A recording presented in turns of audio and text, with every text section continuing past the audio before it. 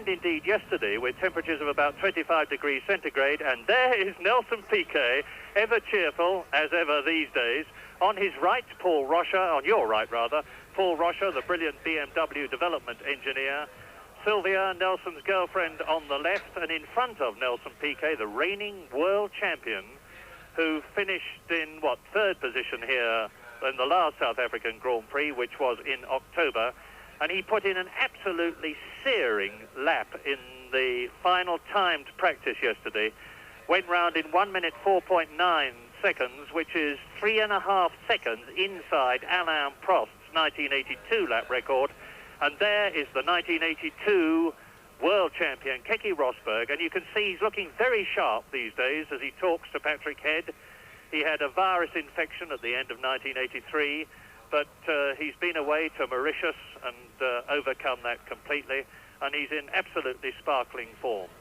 It was in this race last year, last October, that Keke, smoking I see, and Frank Williams won't like that because he's very much against it, but Keke last year finished in 5th position in the Williams Honda. On your left is Patrick Head, the Williams designer, and Keke Rosberg is in 2nd position on the grid for the start of today's race, having been for a long time yesterday in pole position until Nelson Piquet went out and did that terrific lap. There's the lineup, and in 3rd position, as you already know, I'm sure, and it's only the 2nd time he has been as high up on the grid as this, is Nigel Mansell in the JPS Lotus, 1 minute 5.13 seconds. Going on very quickly down, Tombe in the Renault is in 4th position. There is Nigel Mansell, who's just been chatting with Tombe. They are amazingly relaxed. On the left is Barry Griffin, and Nigel, I think Patrick Tombe has got up and walked away to his car. Patrick Tombe, 4th position on the grid. Alain Prost in the McLaren is in 5th place. There was Patrick Tombe just walking through your picture. The very interesting thing about this morning's warm-up is that Nelson Piquet was fastest, but Niki Lauda was 2nd fastest, having got the car set up beautifully. Theo Fabi was 3rd fastest, and Alain Prost was 4th fastest, so that means that both the Brabhams and both the McLarens are in the top 4 positions. Elio De Angelis was 5th fastest, and you can just see the front of his car, roughly in the centre of your picture, that's number 12. And René Arnoux, as you look at Patrick Tombe's Renault, René Arnoux has improved this morning. He was 6th fastest, but he's only starting 15th on the grid, because the Ferraris, and there is Maurice Philippe in the glasses, is Ken Tyrrell, and by the way, Martin Brundle is now starting 25th on the grid because Pier Carlo Ghinzani, the Italian in the Osella, had a very, very heavy crash this morning at about 170 miles an hour. That's Theo Fabi, the 2nd man in the Brabham team with Don Halliday on your right, who works with Gordon Murray. I was telling you that Ghinzani had a very heavy crash at about 170 miles an hour. His car was totally destroyed, burnt out, but Ghinzani, mercifully and very, very luckily, is all right apart from a few minor burns. And it was some very... here we are. Look at this. There's Ghinzani getting out of the car, struggling. He falls, he's lifted. You'll see in a moment. There's Ghinzani collapsing on the ground. Meantime, the fuel from the engine, which had caught fire and which had been severed from the car, you can see the engine in the middle of the road there, to the right of your picture, had caught fire. The fuel tank had ruptured, and the flames spread along that fuel into the ruptured fuel tank, in which there would be, 200, if he had full tanks, and I should think he did, about 220 litres, and the fire marshals and the South African marshals acted superbly. One of them actually took a calculated risk and squirted fire extinguisher foam onto and around Ghinzani's helmet because the flames were going up towards his nostrils and he was frightened that his lungs might be seared. Well, Ghinzani, as I say, seems to be all right. You can see the engine lying in the track there. It was all subsequently cleared up, and the final 15 minutes of the warm-up was completed. And as a result of Ghinzani non-starting, his place was taken by the 27th driver who had failed to qualify, Thierry Boutsen, the Belgian, so he's starting in 26th place on the grid. And there is the pole position man, Nelson Piquet. with behind him, I should think, an estimated 750 horsepower from his four-cylinder, inline, turbocharged BMW engine. And I talked to Nelson last night. He was amazingly relaxed, very confident. He feels that he has exactly the right package, but he says today's race is going to be so much harder than the last South African Grand Prix, in which you may recall he started on half-empty tanks, very soft tyres, sprinted away, had a superlatively good pit stop. There's Gordon Murray crouching down beside him, the Brabham designer. And PK in last year's South African Grand Prix came in, did his pit stop, and even allowed himself to drop down through the field, knowing that if he finished as high as fourth, he would still be world champion. And there is Keke Rosberg, and here is James Hunt. Yes, it looks really as if we've got very much a Brabham v McLaren race, because as Murray was telling you earlier, the Brabhams and the two McLarens made the first four in the warm-up, but then there was a gap of something like 0.8 of a second before the next contenders. However, Brabhams are a little bit worried that they're not going to go the distance. They've got a problem with their turbocharger running too hot, and are worried that they may blow the turbos on their car. They put a lot of additional ducting to try and keep them cool, but because PK does look to be quite a strong favourite if he can go the distance. Prost ran very well in qualifying, everything's gone well for him, but Lauda had a lot of little niggling problems with his car over the weekend. He had more trouble with his engine, mainly with the engine not getting it to run correctly, and he had some this morning, so one really just has to keep one's fingers crossed and hope that both teams have got everything sorted out. And there we see Nigel Mansell in his JPS, who incidentally qualified very well and is really seeming to come onto top form now. He's got the Lotus car is really well sorted out, fully competitive this year.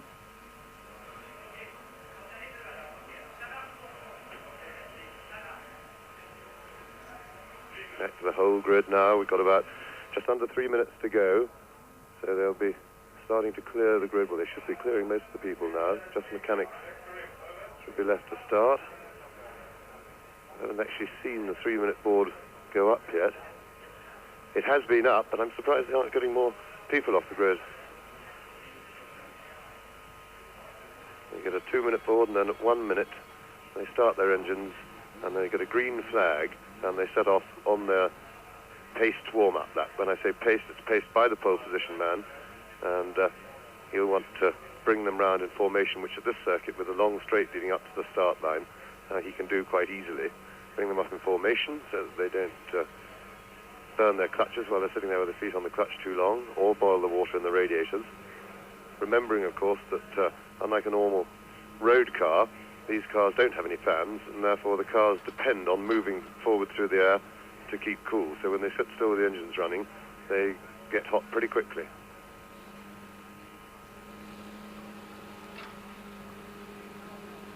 Final check on Keke Rosberg's car. Very good showing, really, from the Honda engine in the Williams team. They've quite obviously, from Keke's qualifying performance, has got plenty of power, and it seems to have run very reliably so far.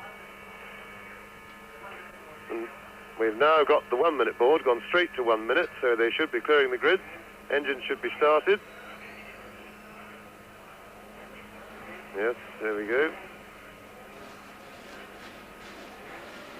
They, of course, inject the starting power. Now, what's that?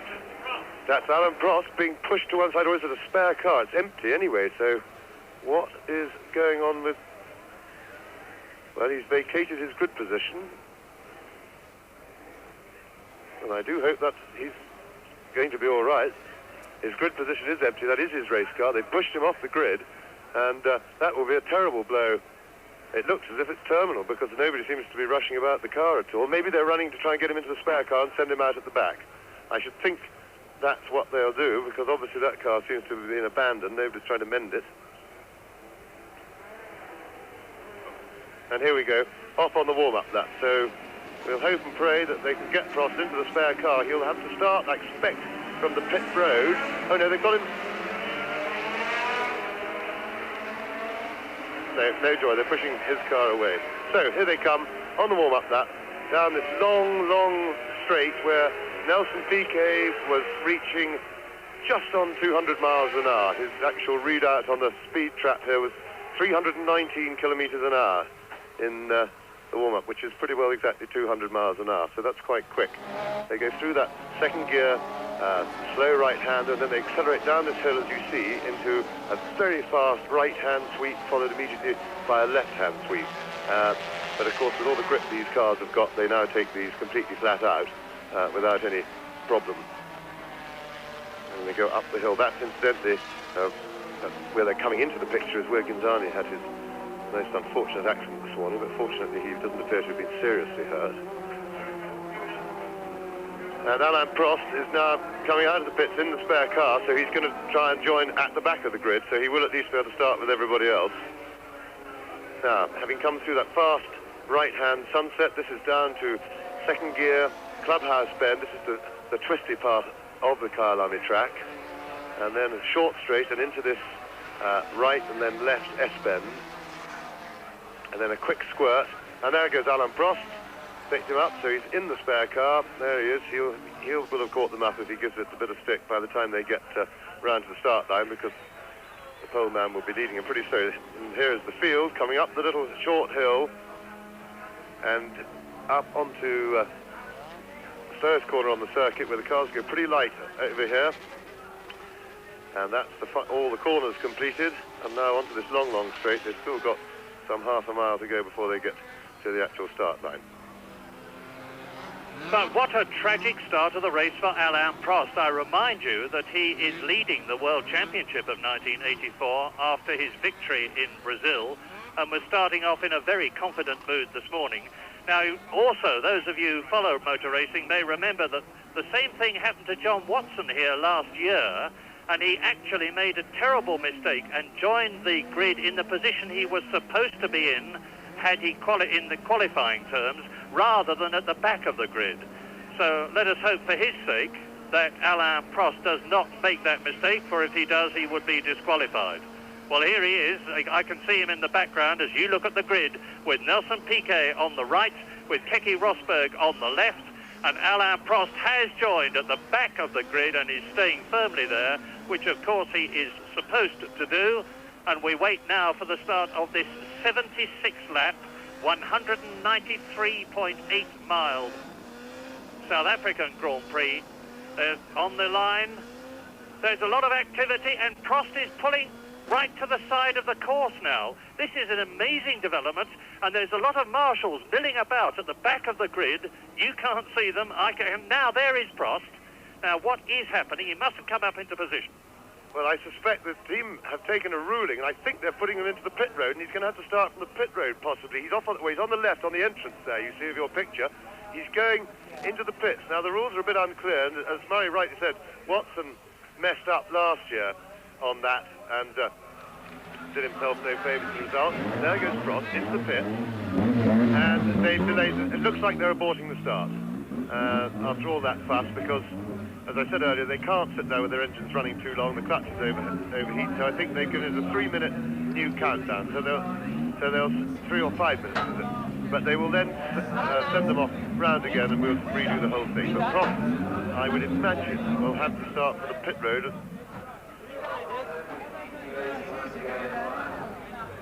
Well, at least anyway, they've got time to clarify what he has got to do, what the rules say, because people are pretty unclear about this sort of thing, and if these two be doing the right thing and not getting themselves disqualified. This is the second Grand Prix of 1984, and it's the second Grand Prix where the start has been delayed. Because in Brazil, Andrea de Cesaris had that broken gear linkage and sat in his car waving his arms furiously, as a result of which the race was restarted, started some 25 minutes after it should have been, with de Cesaris starting from the pit lane. And Alain Prost must obviously be very unhappy. Obviously, neither James nor I have got the remotest idea what's wrong with his car. It was something that developed while he was sitting on the line waiting for the lights to be changed by Derek Ongaro, the official starter. And it's probable now, of course, that we will have a lap less in the race as Nigel Mansell sits in his car in third position on the grid. So let's just recap that the start of the South African Grand Prix has been delayed, as was the start of the Brazilian Grand Prix, because something went wrong with Alain Prost's Marlboro McLaren. It didn't go. They did the first warm-up lap, and then we had the drama of Alain Prost pulling off at the back of the grid because he must on no account go up into his proper position. And we are now literally waiting developments. As there, Patrick Tambay, a familiar figure last year in the Ferrari, was controversially fired, and Michele Alboreto took his place. And now the charming and amiable Frenchman is driving for Renault, fourth fastest on the grid. Not as quick as I'm sure as he would have liked. There's Jean Sage talking to Peter Waugh. Bottom right corner is Peter Waugh, the JPS Lotus team manager. In the centre of your picture now is Jean Sage, as Piquet sits impassively. Very, very worrying time for drivers, of course. They don't really know what's happening.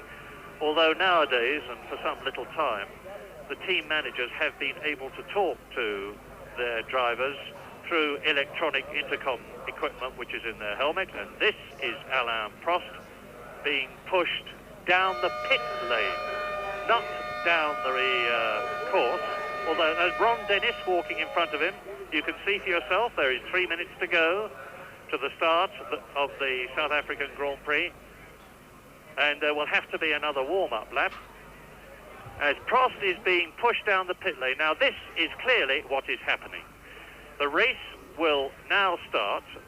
I will take a guess that it's going to be, until officially confirmed, over 75 laps rather than 76 laps. Alain Prost is being positioned at the end of the pit lane, just where it joins the dip in the straight down to Crowthorne Corner. There it is, that's the exit.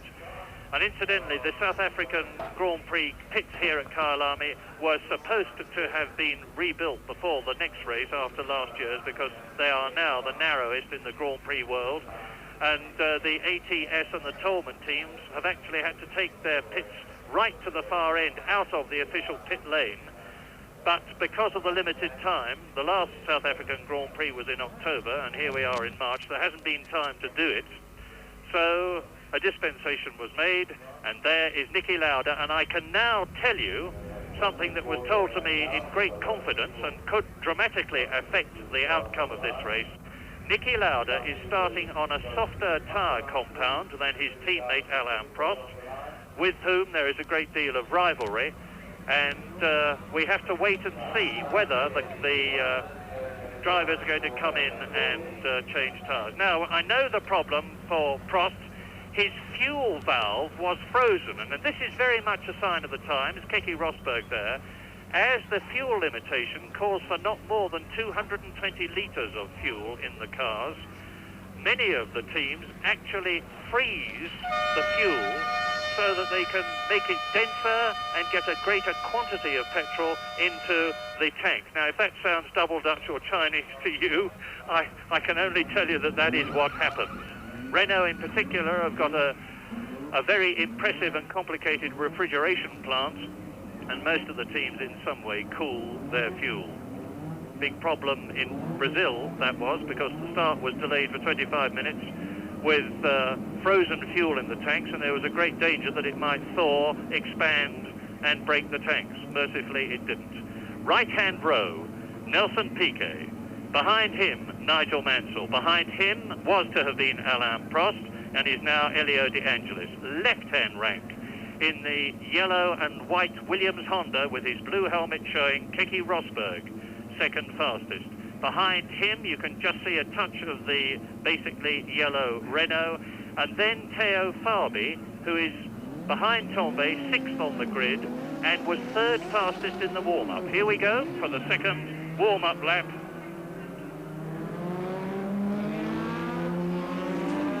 Yes, well, here we go again. Since what was to be the original start, the clouds seem to have lifted a bit. Half an hour ago, we looked as if we had quite a danger of rain. The local experts have confirmed that, but the clouds have lifted, and the weather always in this part of the world comes from over the town to Kyalami, and I'm looking straight out at the town, and the sky now looks quite clear. So, down the hill after the first corner, into the fast sweeping bends, taking absolutely flat out. They're getting up to something like 170 miles an hour by the time they come out of the second one, and then they come along the short straight, hard on the brakes, third gear right-hander, probably the best corner on the circuit, the most interesting. From the driver's point of view, we can really get stuck in and throw the car through there. Then a short straight, and again hard down on the brakes into the left-handed clubhouse corner, which is the second gear corner. Accelerate hard again for a short time, up a couple of gears, back down one into the little S's, where there's a little bit of banking in the left-hand part. They can get a good sweep out of there, and then up the hill to the slowest corner on the circuit, taken in second gear, and as the car gets over the apex of the corner, it goes over a bit of a hump, you see, up the hill, and then it goes light just there where the car is, and they tend to get a lot of wheel spin at the back coming flying round. And then they out onto the main straight. They're now just coming onto the kink, which of course is not a kink at all for them.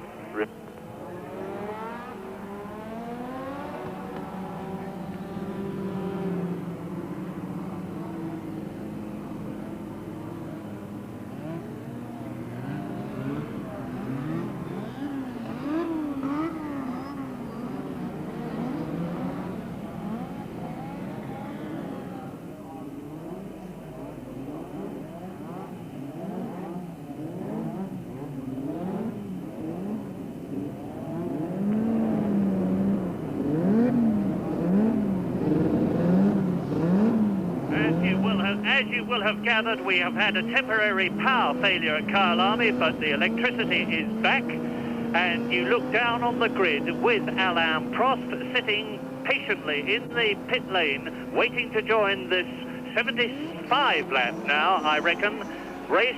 Piquet in the foreground, and he's left again at the start. Piquet, as in Brazil, is left at the start, but not nearly so badly, and as the Brabham come through into second place, but as they come down to the right-hander at Crowthorne, it's Kenny Rosberg leaving as Alain Prost gets away from the pit lane, and you can see now the gap between Alain Prost, the Brazil Grand Prix winner, and the pack, which is making its way round Barbecue Bend, down to the Yunkai sweep on lap 1, onto Sunset Bend, the right-hander, and it is Rosberg leading. Piquet is in second, Fabi is third, Lauda is fourth, Warwick or Tombe is in fifth position, and then the other Renault immediately behind it. Then it's Nigel Mansell in seventh place in the JPS, followed by Jacques Lafitte in the Williams, and here they come through the S's. It's Rosberg, it is Piquet, it is Fabi, first, second and third, Lauda in fourth, in fifth it's Warwick, then it's Tombe, there is Patrick Tombe in sixth position. They now round the right-hander at Crowthorne, one of the slowest corners on the course, up to the kink, and Piquet, after that poor start, is right up with the leader, Rosberg. Yes, and I think he's going to sweep past Rosberg. Yes, he's pulled out of the tow, and Piquet takes the lead as expected, and Fabi's having a look. Well, Piquet's made quite a recovery after that absolutely appalling start that he made, his second one running, because he made a mess up of it in Brazil, but it didn't take him long to get back on top.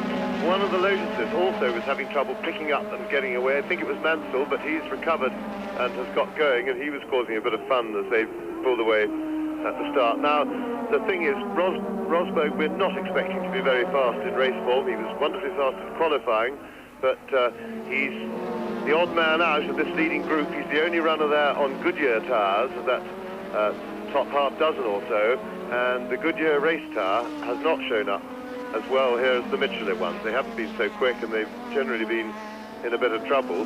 So Rosberg will be fighting at something of a disadvantage out there and holding them up probably. Yes, it looks to me as though there's a bit of a traffic jam behind Keke Rosberg with Theo Fabi third. There is Lauda in fourth position. In fifth place it is Derek Warwick. Sixth it is Torbay. Seventh it is Mansell. 2 laps completed and Fabi goes through. The Brabhams are stunningly fast on this section of the course. Theo Fabi, that's his skid things on the underside of the car, making sparks. Yes, the cars are running, of course, absolutely chocker full of fuel, so they're very heavy at the moment. And they do have, as Murray says, proper skid plates on the bottom to protect the rest of the chassis, but there seems to be an awful lot of bottoming going on at the moment. So, Piquet will be well pleased to see Rosberg still creating a little bit of a breather for him behind, with only his teammate passed so far. And Lauda doesn't look so fast on the straight. I think he may have a little bit more trouble than the Brabham, who is quite exceptional, but he's got more grip, and I think he's going to try. No, well, he was having a good look, but he will be keen to get past Rosberg as soon as possible. He obviously isn't confident he can do it on the straight, otherwise he wouldn't have been bothering to try then. And of course, he's also got the Renaults breathing down his neck, so at the moment, Niki Lauda's got his hands very full. The 2 Brabhams lead. Rosberg still third, Lauda fourth. There is Derek Warwick in fifth position, followed by Torbay in sixth place. It's Elio De Angelis seventh. Then it's Alboreto eighth and Lafitte ninth. And Lauda's going through and taking Rosberg as the skid plates of Fabi's Brabham hit the deck. Now is Niki Lauda, who has fought his way past the comparatively slow in terms of the first 3 Williams Honda, going to be able to close the gap on his slightly softer tyres on Nelson Piquet, the race leader, and Piquet's teammate Theo Fabi, who is sharing his time between Grand Prix racing and kart, spelt with a C, racing in America. Yes, the one thing that Niki is going to have a problem to, if he can catch those Brabhams, is getting past them, because they're very fast on the straight. The chassis is handling very well, but what Niki may not know is that they are very worried about their fairly small turbocharger on the car, and it was running too hot for their liking, and therefore in danger of blowing itself up. And the Brabham team were quite worried about that. As far as the tyre situation is concerned, of those top group, the interesting man is Derek Warwick, who's the odd one out of all of the Michelin runners. He is running a harder compound and is hoping possibly to be able to do the whole race without stopping. Whether this is a good policy or not, I don't know. Lauda tried it in Brazil and it didn't work for him, because when he actually broke down, he was going to have to stop the tyres anyway, because his left front was completely worn out. But Warwick, so far, seems to be at no disadvantage with his harder compounded tyre. And now Alain Prost will be trying very hard from the back of the field to close up, as you still look at Keke Rosberg third, Warwick fourth in the Renault. In fifth position it is Patrick Torbay. There's a bit of a gap developing between Warwick and Torbay, not much of a one, and Elio De Angelis is closing on Torbay. So behind the Brabhams, 1, 2, there is Lauda, who is now right with Theo Fabi. Then there's the Williams Honda, then 1, 2, 3 Renault-powered cars, and Michele Alboreto, who Prost is in 16th place. He started 26th with half the length of the distance between the pits and Crowthorne, between himself and the last man, and he has already, and we are now on lap 6, worked his way up to 16th position. Here's the leader, Piquet, Fabi, Lauda, first, second, third, Brabham, and McLaren, with BMW and TAG turbo engines. Well, behind that group, Derek Warwick seems to be at some sort of a loss to get past the very fast and straight line Williams Honda of Keke Rosberg, and I would suspect that his harder compounded tyre might just be hurting him, in that it's traction on the corner onto the straight, and he's losing a lot of ground coming onto the straight, a lot of ground for Williams Honda, and then can't get into the slipstream and get close enough to pass him on the straight. You see, now he claws it back on the slower part of the circuit, Warwick, but when they get onto the straight, he will, with the harder tyre, may not quite have the grip, and the car goes light. Get a lot of wheel spin now. We shall see, because there is Keke Rosberg doing exactly that, going onto that corner where the car goes light, but he's got enough air in front of Derek Warwick right now. Nigel Mansell is in 11th position As you look at Warwick, who's got Torbay behind him, who's got De Angelis behind him, and there is Michele Alboreto closing up, and Jacques Lafitte. And the positions now are with the leaders in Piquet, Fabi. There's the third man, Rosberg. Behind him in fourth position, Lauda. Then it's Warwick, Torbay. De Angelis is in seventh place. Alboreto is eighth. Lafitte is ninth. Winkelhock is 10th. Patrese is 11th. Nigel Mansell is 12th. And the leading non-turbo car is that of Stefan Beloff in the Tyrrell in 18th place. As we look at Warwick, Torbay. Behind, there goes Warwick round the left-hander, chasing Keke Rosberg. Third, fourth, fifth, sixth cars virtually together through the S's on this, the seventh lap out of 76. So it's just about 1/11th distance. And meantime, the three leaders are pulling away from this battle for fourth position.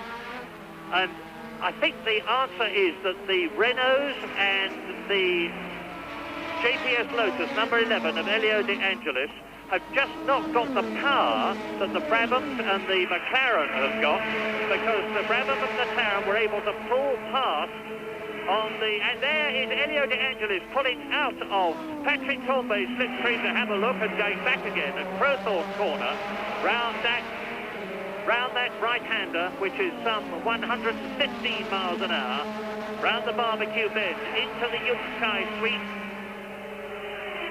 Fourth, fifth, sixth, seventh, Michele Alboreto struggling a bit in eighth position in the Ferrari, an unaccustomedly low place. And Jacques Lafitte in the second of the two Williams Hondas is still in ninth place. 10th still Wolf Winkelhock. 11th in the Alfa Romeo, Patrese. And in 12th position, Nigel Mansell. Yes, just very disappointing for Nigel Mansell. He qualified so well, and if you were watching carefully at the start, you would have seen the car appear not to accelerate properly. It wasn't that he got a bad start, he got going, and then something must have gone wrong, got a misfire or bad pickup of the engine. He lost a lot of ground with a whole lot of cars going around him. The gap between the leader, Nelson Piquet, and Teo Fabi is 1.3 seconds. This is the battle for fourth still. Rosberg, Warwick, Torbay, De Angelis, and then Michele Alboreto. Last you see was Jacques Lafitte. Nelson Piquet, who led for so long in the 1983 South African Grand Prix at the end of the year before deliberately backing off in order to ensure finishing and thereby win the World Championship without necessarily winning the race, because he didn't want to risk breaking the machinery, is in a class of his own at this meeting. Pole position, leading the race. Teo Fabi holding that second place and enabling Nelson Piquet to pull away, and we are now on lap 9 out of 76. And fourth, Rosberg, fifth, Warwick, sixth, Torbay, seventh, De Angelis, eighth, Alboreto, and that in the background was the ninth man, Jacques Lafitte. And these four cars, three of them with Renault engines, V6 turbos, and the leader with the V6 Honda turbo, are very evenly matched on performance. And I still think that Keke Rosberg is holding them up a bit, because you'll notice that number 27 there in the scarlet Ferrari, Michele Alboreto, is starting to catch the four cars in front of him. Yes, Alboreto is going very well, because he, of course, is also running a Goodyear tyre, which, sadly for them, doesn't seem to be quite as good here as the Nissan one. But at the same time, Rosberg, although he's, I think, holding him up a little bit, he's not holding him up a lot, because you see now he's opened a bit of a gap, and then it seems to spread out. But I think Warwick would very much like to get him out of the way, so he could at least try to chase the leading three. It's significant that the Goodyear tyres are all radials in this race. This is the first year that the company has gone on to radial tyres, and they have been extremely quick in practice. And there goes Lauda taking second place. Niki Lauda is taking Teo Fabi on this, the 10th lap. So the order now is Piquet and then Lauda. And Fabi almost getting back at Lauda. Lauda came past him so early on the straight, but he's held on. So Lauda confirmed, as it were, his second place. I think Fabi may have made a little mistake out of the hairpin onto the straight, because Lauda gobbled him up under acceleration then. But Lauda will be well pleased. Now he's got the man he really wants to get at in his sights, and he can start having a go. Maybe Fabi's in trouble, actually. Fabi's dropping back so fast, I think maybe his engine's lost a bit of power. The veteran of Grand Prix racing, number 8, Niki Lauda, 35 years old, world champion as long ago as 1975, then again in 1977, after that dreadful accident he had in 1976. Now there's Piquet, there is Lauda. The gap when I last took it was 3.7 seconds, and as James says, it's a quite significant gap between the Austrian, there he is, and Teo Fabi, the young Italian, in third position. And now you see the gap between, on the right, Nelson Piquet, the leader, and following him in the red and white McLaren, Niki Lauda. 16 years of Grand Prix driving, and this is with... And it's Teo Fabi's coming into the pits, is he? Yes, Fabi on lap 12 into the pits, and that will certainly not be for a tyre change, although they may change them. He's obviously in trouble with his turbo flaming. That doesn't mean to say the car's on fire. Now, I've started my stopwatch, and we'll see they were doing a pit stop in 8 seconds or so this morning when they were practicing, the Brabham team, superbly drilled, and my goodness, they've done it again. From wheel stop to wheel start, it was 8.3 seconds, and even quicker than that on the digital readout that you got. And he joins Teo Fabi, he joins the circuit behind Riccardo Patrese, who is in 13th position, and ahead of Ayrton Senna. So a very, very quick pit stop, but not... The thing that's baffling me, James, is why he should have a pit stop this early in the race for tyres. Well, maybe one of the tyres went off, but just a little bit overworked. Something's gone on here because there's a lot of dust around, unless it's just one of those helicopters taking off, because that creates a huge dust storm. But we didn't see any sign of any accident, fortunately, which is a good thing. But I think he probably may have blistered the tyre or just overheated it too much and had to go in very early for tyres. But that doesn't augur well necessarily for the other Michelin runners, including, of course, Niki Lauda, who we're looking at now, and Nelson Piquet, his teammate. And of course, it could mean that Goodyear have done the clever thing and gone on a slightly harder comp. And now on lap 13, you look at the second place man, Niki Lauda, chasing Nelson Piquet with Fabi in third, into the pits. And by the way, Mansell is now in 11th place, Brundle is 20th, and Alan... Here indeed is Niki Lauda charging on. He's about to lap one of the Ram Hearts. It's Philippe Alliot who's running at the back of the field. Already Nelson Piquet has passed him. Niki Lauda briefly stuck behind the slower car, although he's through now. Quickly down the order, Piquet the leader, Lauda in second place. Keke Rosberg is still third. Derek Warwick behind him in fourth place with his teammate Tombe. There's De Angelis sixth, Alboreto seventh, Lafitte eighth, René Arnoux. The positions at the present moment on the 14th lap, leading Piquet, second Lauda, third Rosberg, fourth Warwick, there is Warwick, fifth Tombe, there he is, sixth is De Angelis, seventh is Michele Alboreto, and then is Jacques Lafitte, and René Arnoux is the second of the Ferraris, who went very well in the warm-up, is climbing up through the field, and the Frenchman is now in 9th position. Fifth, there is Rosberg in third place, Warwick fourth, and the other Renault-powered car, the second Lotus of Nigel Mansell, is down in 11th place. Martin Brundle, the man who was a magnificent fifth in Brazil, despite his lack of turbocharged engine, is currently 20th. And of course, having no turbocharger here, 6,000 feet above sea level, really is a handicap, and the non-turbo cars simply aren't competitive. They just haven't got the speed for that long straight at this altitude. Up the hill. Mit einem Jahr Verspätung ist Derek Warwick doch zu Renault gekommen, hat zum ersten Mal in seiner Karriere in Rio geführt. Sie erinnern sich sicher an die 290 Kilometer Karambolage zwischen Warwick und Lauda. Beide Fahrer haben sich quasi gegenseitig entschuldigt, wie ich sehr alarm ist, für diese Karambolage. An sich war Lauda bereits vorne, nach ungeschriebenem Gesetz für den Fahrer, der vorne ist. Die Kurve, Warwick hat aber nicht nachgelassen und so hat dann sein linkes Vorderrad gegen das rechte Hinterrad von Lauda geschlagen.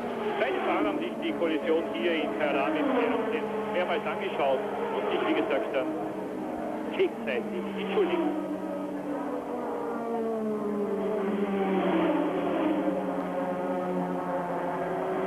Warwick County.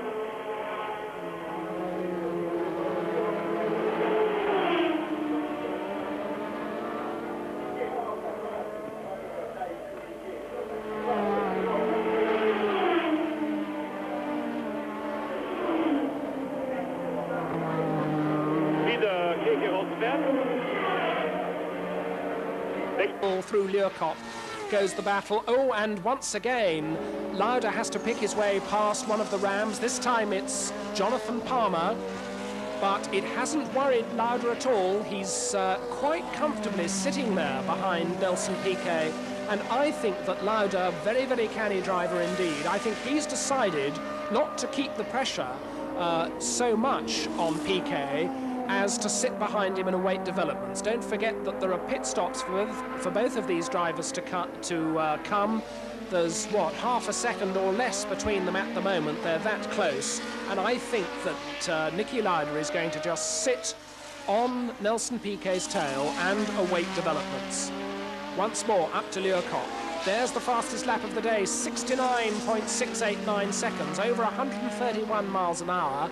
And bear in mind that they're all on full tanks still, because no fuel stops this year. They have to run the whole race on their 220 litres of fuel, so they're still very heavy in terms of weight of fuel. Once again, down the long straight, they're passing the Spirit of Mauro Baldi. No trouble at all as they go past, with Lauda tucking in as they go into Crowthorne, down to Barbecue Bend, on towards the very fast Yukskai sweep where Ginzani came to grief this morning. Now, what is Piquet going to do? Is he going to go all out to try and shake Lauda off, or is he going to play the same sort of waiting game that Lauda is? They don't want to run this race at a higher pace than they need to, because remember, fuel consumption is critical. But Lauda does get very, very close to the Brabham on the straight, on the corners. It's on the straights that the Brabham is able to pull away. Interestingly, the Brabhams have two different turbocharger setups for qualifying and for the race. They use a big turbocharger in qualifying.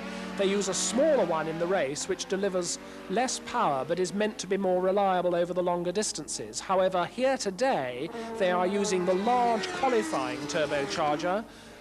Whether that's going to have any effect on the reliability of the engine remains to be seen, but it's certainly meant that it's very, very fast in a straight line. This is Martin Brundle being lapped in the Tyrrell, and there's no question which is the faster of those two cars. Into Crowthorne goes Lauda. Briefly, the Tyrrell is between Piquet and Lauda. So Piquet is past, Lauda is not yet. Lauda sits behind the Tyrrell, and briefly, there's the blue flag for the blue Tyrrell. Now Lauda goes alongside and goes ahead. So for a moment, Piquet had quite a cushion. And it'll be interesting to watch now how long it takes for Lauda, the man who's already set the fastest lap of the race, how long it takes Lauda to close back up to that Brabham. It's not taking very long. Look through the back section, through Clubhouse, through the S's, up towards Learcott. The McLaren closes right up on the Brabham again, and it's not until they get to the long, undulating 200-mile-an-hour straight where that big turbocharger on the Brabham BMW starts to take effect, and Nelson Piquet is able to draw out a little bit of space from the ever-present McLaren.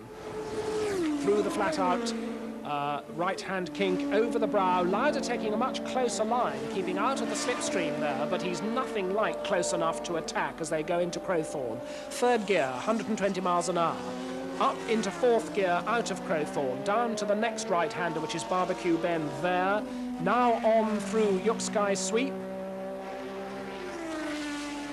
Note Piquet's line, using absolutely every inch of the road, straightening the circuit out as best he can. There's the first six with no change still. Warwick, Tombay and De Angelis, after 18 laps, are still 4th, 5th and 6th. But what about the progress of the other McLaren, We're watching McLaren number 8 in second place, but McLaren number 7 of Alain Prost, which started from the pit lane, it's the spare car. We understand the reason, incidentally, for Prost's delayed start was a frozen fuel valve. Theo Fabi, denn der Italiener kommt jetzt ein zweites Mal herein.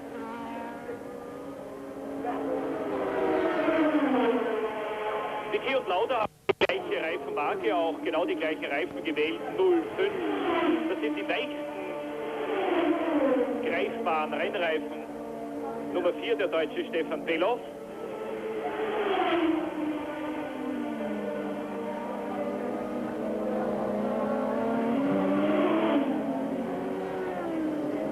Beloff ist ein Star der Langstreckenweltmeisterschaft. Wird in Deutschland als großes Talent bereits gepriesen. Muss sich in der Formel 1 natürlich noch hinten anstellen. So, wenn er sich jetzt nicht bei den angreifenden Weltmeistern Niki und Lauda unbeliebt machen will, dann wird er sehr bald die Ideallinie freigeben müssen. Few minutes. Niki Lauda, the red and white car there, pressing the world champion Piquet all the way, and suddenly Piquet gets into trouble. And has already been lapped by in third Piquet, place, Rosberg. Fourth is Warwick at the moment. And Lauda second in the Marlboro McLaren. Fabi has been into the pits again, and Alain Prost in the second McLaren is up to 8th position now. And suddenly Piquet has tyre problems. Now they're doing 200 miles an hour as they come down to Crowthorne, and again Niki Lauda runs wide. Again Nelson Piquet cuts in, and they'll go through the twisty bit with Piquet leading, Lauda second. Yes, it's a very clear demonstration of the power and aerodynamic advantages that the Brabham has got. There's no doubt that the Brabham is the slipperiest of top-line cars in the business. That's always been a speciality of Gordon Murray's, to make very aerodynamically effective cars. But he's also obviously got a power advantage as well, because you could see him pulling away under acceleration. So now you see that Niki knows what he's got to do. He's working hard to make his move here, but this is too late. He's got to do it early in the lap too, so that by the time he gets to the straight, because he's going to need 50 yards to hold off Piquet down the straight. So there's no point in trying here, last corner. He's just got to keep as close as he can until and try and force Nelson into some sort of an error. But Nelson also will know the advantage he's got, and is therefore very unlikely to make an error, and he's putting an arm up. Maybe he's going into the pit. I think Nelson's going in for tires, probably. Yes, he is. Nelson into the pit. And Niki Lauda takes the lead in the South African Grand Prix, and we will be able to see how Nelson Piquet's pit stop compares with that of Theo Fabi. Stop and start the stopwatch. And it's absolutely critical now that they get these wheels changed quickly. The McLaren team have been practicing, and we don't know whether they are going to bring Niki Lauda and later Alain Prost in, and that was in 7.5 seconds according to my timing. Slower than that of Theo Fabi, who by the way has been into the pit for a second time. And Niki Lauda, look, that's an indication of how quick he is, because he's joining with Derek Warwick, who's in 4th position, just with Elio De Angelis now ahead in 5th place. That was Renault's are 3rd and 4th, De Angelis is 5th, and there is Piquet in 6th place. Alain Prost has come all the way up to 7th, so a wonderful midfield tussle there, with Prost on Piquet's tail. Piquet is on cold tyres, but at this rate, it's not going to take him long to warm them up. That's Tombe, De Angelis, Piquet, Prost and Alboreto just behind them is 8th. Piquet has got his fresh tyres. He's in 6th place now, and that looked pretty early to me. Don't forget, it's a 76-lap race, and he's made his tyre stop on lap 22, so we can only guess that, like his teammate Theo Fabi, he had put rather too much punishment through his original set of tyres, but he's already made up a place. He's already passed De Angelis, so he's now 5th. He's going past Tombe. He's going straight into 4th place. Tremendous progress up the field. So, as Derek Warwick laps the Spirit at the front of the picture there, that's Piquet with Warwick ahead of him. Piquet now in 5th place. in fourth place, I should say, splitting Warwick and Tombe. So Lauda still the leader, Rosberg is still second, Derek Warwick is still third, but on fresh tyres and absolutely charging, Nelson Piquet coming up to lap Mauro Baldi in the Spirit now. And nothing is going to stop this man's progress now. He's got his fresh tyres, and it may well be, as we were saying, that his first set of tyres had had a lot of punishment, and that was why he wasn't able to hold off Niki Lauda. He realised he was going to lose the lead to Lauda sooner or later, and so into the pits he came. And he's now on his fresh tyres. He's past Baldi. He's going up the hill into Leeuwkop. Now, how long is it going to take him to close on the battling pair in front of him, which is second man Rosberg and third man Derek? And the gap with Niki Lauda in the lead is 26.7 seconds. As down to Crowthorne they come. Rosberg in better position. Warwick third. Piquet fourth. Tombe fifth, De Angelis sixth, then Prost seventh, Alboreto eighth, and Jacques Lafitte in ninth place.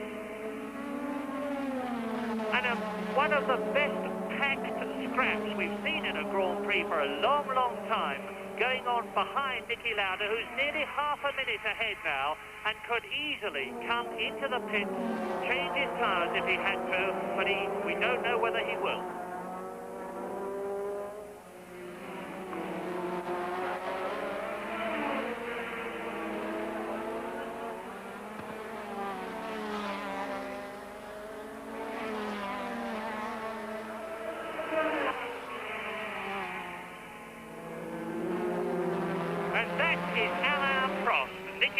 Teammate who started right at the back as Piquet comes through and passes Warwick and moves up into third position. Now he has got Rosberg, so it's Rosberg second, Piquet third, Warwick fourth. Look through the picture, it's Tombe fifth, and behind Tombe is De Angelis in seventh position, and right with De Angelis is Alain Prost, who is gaining hand over fifth. And we are now on lap 25 out of 76 as we look at Nelson Piquet absolutely rocketing through the field with his what he calls Bavarian horsepower from the BMW engine. See him pulling away now from the Williams Honda of Keke Rosberg, who is in third position, and Derek Warwick, who is in fourth. Those two together. Yes, and Alain Prost finally managed to struggle past the Lotus at the end of the straight end. So look, he's been stuck there for some little while, but a really electrifying scrap going on there. You see now there's Prost, now he's attacking Tambay, and he's got a bit of a problem of not being super fast on the straight as well. And Piquet having worked his way very easily through that group because of his prodigious straight line speed advantage, is now pulling well away. Derek Warwick still hasn't got the legs on the straight to do anything about Rosberg in his Williams Honda. Now, can he like Lauda, should be looking for a way past around the back of the circuit somewhere, because he must be beginning to get a bit frustrated. As I said before, he's running a harder compound than any of the other Keystone runners, and I think that although they hope they could possibly go the distance without a stop, I think that's pretty unlikely. Things seem to be fairly hard on tyres. Piquet's pit stop was claimed, the news we had from the Brabham pit, to be routine. It was quite early for a routine stop, but then of course the tyres do get a harder job at the beginning of the race because of the extra heavy fuel load, and after sort of 25 laps that's quite substantially light, so a third of it has gone, over a third. Martin Brundle being lapped for the second time by Piquet. There's the battle for third between Rosberg and Warwick in the Williams Honda and the Renault. And see now, in fifth position, it's Alain Prost. What an incredible drive this Frenchman, 29-year-old Alain Prost, is having, because he's up into fifth position, and it's not going to be very long before he's forced his way past, first of all, the Renault, and then the Williams Honda, I think, in which case he will be in third position, in which case the McLaren will be first and third. Yes, his problem, though, Maris, we've seen in that group, he's not very fast on the straight, and having a lot of difficulty getting past people. It took him several laps to find a way around De Angelis, who admittedly was taking the inside line down the straight and trying to send Frost around the long way, although he finally ducked down the inside at the last minute. But he may have a bit of trouble with the Honda engine Williams when he gets up behind that. And of course, bearing in mind that Warwick has the advantage of having a tow from the car in front of him when they get onto the straight. So Frost undoubtedly very, very quick in the chassis department, but his overtaking ability is limited. But he's beautifully placed now to get a good tow from Warwick. We'll see if he's got the legs to get past him.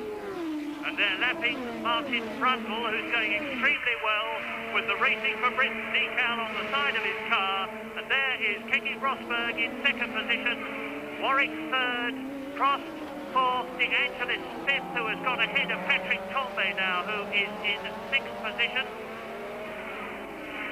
The sixth, fifth, fourth, third and second cars virtually together on lap 28. And I'm amazed at how little car mortality there has been. Barbie has been into the pit twice, and in these hot conditions, a lot of people were expecting the turbo cars to wilt a bit. Brundle has been lapped now by Keke Rosberg for the second time. And behind Rosberg is Warwick, behind Warwick is Prost, and here comes the fin. It's Rosberg, Brundle lapped, then Warwick, then Prost, then De Angelis, then Tambay. And there is Elio De Angelis in the John Player Special Lotus, followed by Patrick Tambay, the ex-Ferrari man. They come out of Leo Cop into the straight now. There's certainly going to be some changes here. Brundle looking very sensibly in his mirrors. He keeps to the side. He lets Warwick through. He keeps to the side. He lets Prost through. Next will be De Angelis to pass Martin Brundle, and then Patrick Tambay. And De Angelis is past him. And Patrick Tambay in the Renault, 1 minute 9.45, 132 miles an hour, and that's still 1.1 seconds off the lap record of Alain Prost in 1982, and on lap 29 in this fascinating South African Grand Prix, as you look at Keke Rosberg second, Warwick third, Prost in fourth position, Niki Lauda is leading, and has got a very, very convincing lead indeed. But it's anybody's race for second place. If any one of these drivers puts a foot wrong, misses the gear, takes the wrong line, which is unlikely, there'll be a change. Rosberg, Warwick, Prost, then De Angelis, and there in the red and white car, number 7, Alain Prost, up from 26th at the start. And this is Piquet touring in. Is it Nelson Piquet on the straight? It's definitely a Brabham. It is. It's Nelson Piquet on lap 30. Trouble for the Brazilian, the world champion, who has no points because he failed to score in Brazil. What has happened to the Brabham BMW as Nelson Piquet goes into the pits? The man who led for a long time in this race until caught and passed on lap 21 by Niki Lauda. And so Piquet, in that terrific second position that was, comes into the pits, and now we must watch and see what action the Brazilian takes. If the seat belts come undone, Lord Murray crouches down beside him, and there's obviously a major problem from the discussion and consultation that goes on, and it's something at the left rear of the car, and Nelson Piquet retires on lap 31 out of 76. The Brabham BMW is out, and that's 2 races in succession that the reigning world champion has failed to score points. And the race order now is Lauda leads, Rosberg second, Warwick third, Prost is now in 4th position, Elio De Angelis is 5th, and in 6th position it is Patrick Tambay, followed in 7th position by Michele Alboreto. Well, my only guess of Piquet's trouble could be turbocharger problems. They were not expecting, but suspicious that their turbochargers might not go the distance, and we do know that Fabi was put out with the stated reason that he had no boost, which of course is a turbocharger-connected disease. So it could well be that. But now Prost still struggling on the straight. He's going to have to really try and find a way round Rosberg, who's driving absolutely marvellously in the car probably hasn't got quite as much grip as the others. He's using the power it's got very well indeed. Prost is beautifully placed, but he was at the start of the previous lap, and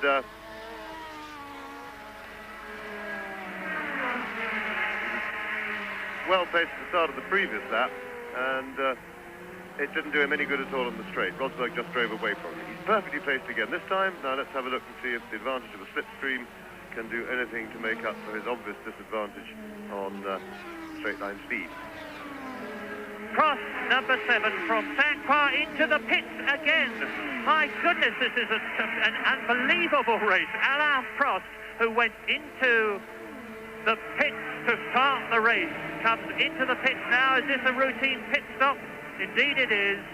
Alain Prost then having a tyre change, and it was by no means certain that he was going to, but if they did do that, Ron Dennis told me, Prost gets away 13.1 seconds, and in the background is Patrick Tambay.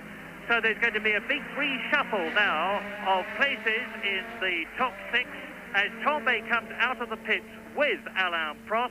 And at the end of the 32nd lap in this 76th lap race, as we looked at Niki Lauda, Lauda is leading, Rosberg in 2nd place, and up into 3rd position has come Michele Alboreto in the Ferrari. As we look at Keke Rosberg, who is still in 2nd place, there is Elio De Angelis. Into Crowthorne, there's one of the Ligiers, and Rosberg goes very wide. Beloff gives a sign to Derek Warwick behind, pass me on the right, and Warwick does so. Then Elio De Angelis will pass the lanky German, number 4 in the Tyrrell, and he's done so. Yes, Piquet's problem was the turbocharger, so Brabham's clears, sadly for them, turned out to be on solid ground. And that was a routine stop from Alain Prost then for his tyres, as expected, and I think Lauda was expecting to come in on about lap 34, so he's due in pretty soon, but I would think that Lauda now has a big enough lead that he can get in and out and still keep his lead. That's probably what he'll be hoping anyway. If all goes well, he should just about be able to do that. 2nd, 3rd and 4th you are looking at. The last 3 cars in this collection as the Ligier goes through. Keke Rosberg is 2nd, Warwick is 3rd, De Angelis is 4th, and there is the 1982 world champion was Rosberg, round Leo Kopp. Now they come up to the Ligier with its V6 Renault engine, and it is Andrea De Cesaris who is in 11th position and about to be lapped by the 2nd, 3rd and 4th men. There you go, lads, over to the right, he says, and Keke Rosberg does so in 2nd place. Warwick does so in 3rd place. De Angelis does so in 4th place. In 5th position behind De Angelis now is Alboreto. In 6th position behind Alboreto is Jacques Lafitte. So the 2 Williams Hondas are doing well. They are in 2nd and 6th places. And this is a race where in the closing stages, reliability is definitely going to count. Lauda's coming into the pits. He's routine stop for Niki Lauda, we think. Yes, there we are. Murray driving the watch. You won't want to be stationary for more than 10 seconds. You'll be happy with anything under 10 seconds. He's comfortable lead. Any dramas? All seems to be going well. Yes, a good one, 10 seconds. He giving it a bit of a wheel spin, getting out of the pits. Now, yes, I'm looking down the straight, and he's well clear, and he's still come out with a very healthy lead indeed.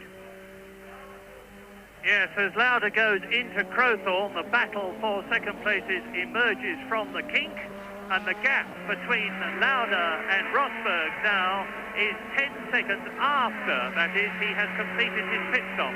Now he's going to be going a bit slow on this lap, which is the 35th, because he's on cold tyres. I don't think that the McLaren team have any way of heating them, although it's pretty hot here at Kyalami. It's about 25 degrees, so it's not nearly as bad as it would be at some of the European circuits in terms of getting the rubber warm and giving it the maximum grip on the circuit. But nevertheless, Niki will have to go carefully. He's closing up on Ayrton Senna, the Brazilian in the Tolman, as they come up to Leo Kopp, and Lauda is coming through to complete his 35th lap. which is not very far off half distance. There he is coming up to Senna. Senna's second Grand Prix. And I noticed the front of the nose of the Tolman is missing. The wing is in position there. Lauda's going to come through. Then he's going to close up on Patrese in the Alfa Romeo in the green. That's the green car in its new livery. He passes very smoothly Ayrton Senna, who politely moves over and lets him through. And the double world champion, Niki Lauda from Austria, although he currently lives in Ibiza, is on his way with his pit stop completed. Yes, things look very good for Niki now. The only thing he's got to watch for is just to be very careful with the new set of tyres he's put on, that he doesn't get them too hot. He's got to take it gently, but he's already lapping faster than the people behind him, that battle for second place. And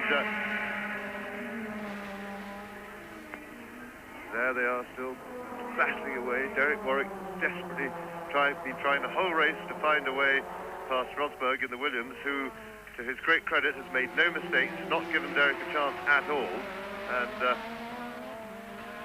that's very good quality driving to go that long like that. But of course, every time they get to the long straight, off he goes, and Derek can only sit and watch his back view get smaller and smaller until they get back to the twisty bits again. And this race is definitely, we are now told, over 75 laps and not the scheduled 76, and that of course is due to the aborted start, the extra warm-up lap which reduced the distance from 76 to 75. Second Rosberg, third Warwick, fourth De Angelis, all together, and we are now on lap 37, and Lauda still of course leading by a considerable margin. Yes, I mean Derek Warwick, I would think, is hoping against hope that Keki's going to go into the pits for tyres very soon. Now, Derek is, as I said at the beginning, going to try and go the distance on one set. He's using a harder compound, and it doesn't seem to have hurt him for speed very much. He's been able to run and even outrun his teammate Tambay, so he's certainly got no problem with grip. It's just a question of how fast the wear is on this slightly harder compound than the other top Michelin runners are using. 4 different makes of car in the first 4 places. The lead, the McLaren of Niki Lauda. In second place, the Williams Honda that you look at now of Keke Rosberg. Third, the Renault of Warwick, who's really crowding the ex-world champion now. And in 4th position, and Elio De Angelis is right with the 2 in front of him in the JPS, and Lafitte behind in 5th place. And there goes into the pits Derek Warwick, sure enough. Now, Rosberg into the pits. Now let's take a time on this. Keke Rosberg, who was second, has allowed Derek Warwick to go through into second place. Starts the stopwatch. And the fastest one we've had so far is of the order of 9 seconds. And it's so very often the left rear that causes trouble. That's clear. And out. And he's almost stalled him. Keke Rosberg having trouble getting away. That would have lost him a lot of time. That could well be critical.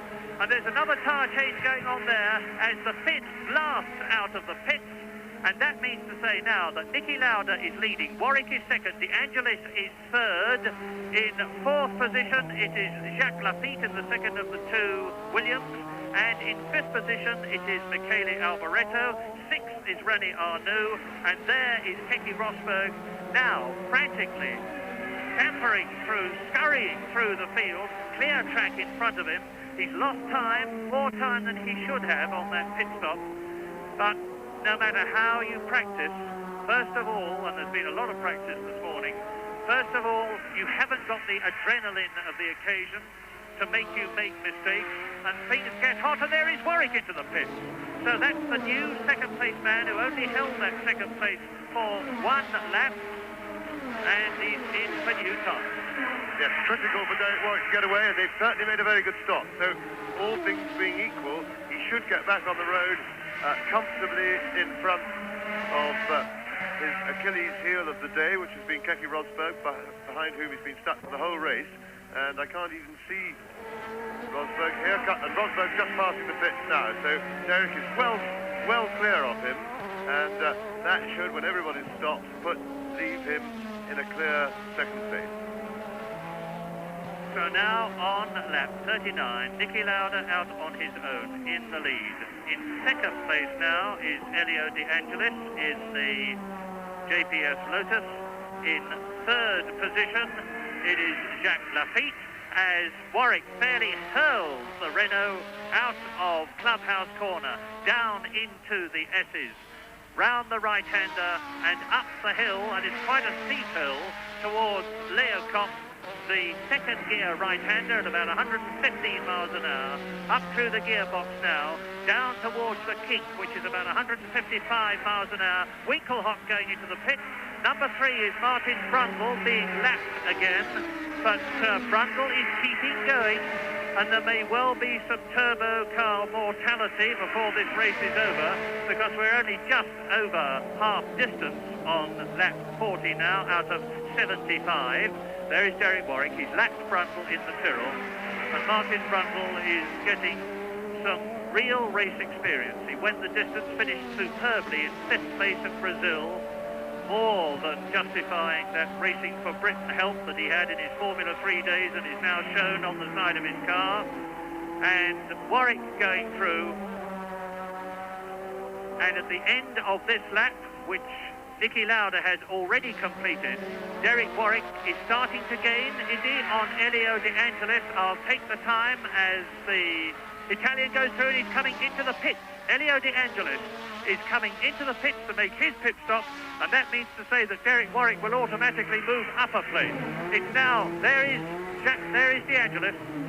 Yes, the critical thing is whether De Angelis can get a fast enough stop to go out on terms. It looks good. One wheel a bit slow. Left rear again. Well, it's not as quick as Derek Warwick, so probably, and in fact Warwick has just gone through, and so Warwick is now clearly, well, once the dust has settled, going to be in a clear second place. And Martin Brundle had to take some violent avoiding action there as Elio De Angelis came out of the pits. And this is where Mike Doodson's lap chart is absolutely invaluable, because I can tell you that Nicky Lauda now leads. In second place it is Jacques Lafitte. In third position it is Michele Alboreto. In fourth position it is Alain Prost. And there is De Angelis, who's lost about 3 places. He's coming up to Martin Brundle, who, it's very interesting, Martin Brundle is the non-sponsored Ford DFB powered, much slower car, because the JPS Lotus there must be developing nearly twice the horsepower of Brundle's car, and yet Brundle is keeping ahead extremely well of Elio De Angelis, and I don't think the Italian is going to take the Englishman until they get well onto the straight down to Crowthorne Corner.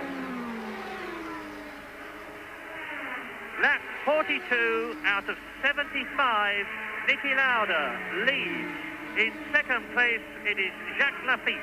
Third place Alboreto, and into the pits now comes De Angelis with, in fourth place, Alain Prost. In fifth position it is Mansell, and in sixth place Patrick Tambay.